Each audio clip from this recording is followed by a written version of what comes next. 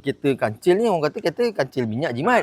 Jimat-jimat lah tapi tengok penggunaan lah. Tapi nak compare dengan saya pakai ni, dia macam lagi jimat kan.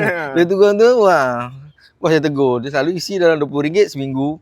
Ini RM20 RM20 tu untuk bukan seminggu lah, RM20 3 hari. Ni RM20 boleh dapat seminggu lebih tau. Seminggu lebih?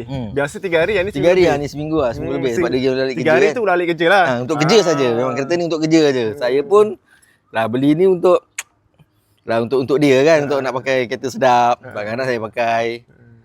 Cakap okey, memang okey lah. Tu saya cakap okey lah.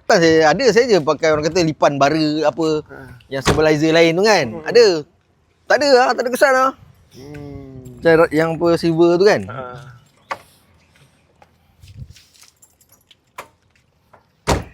Dia nak kata macam menentang ni.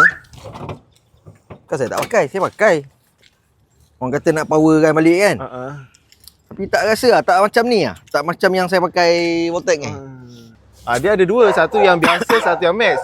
Kalau yang max ni semua jenis CC boleh. Maksud dia kancil ni boleh. Saya tak pasti.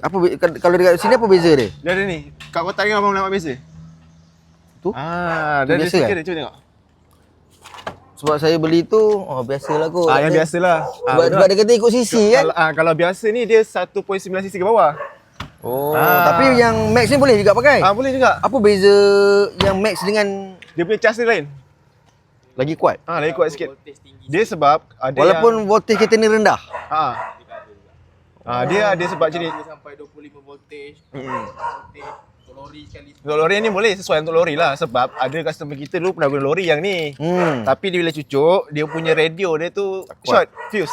Terbakar. Maknanya tak kuat lah, tak support. tak Tapi support bila guna ni api dia dia. okey. Tu beza dia lah.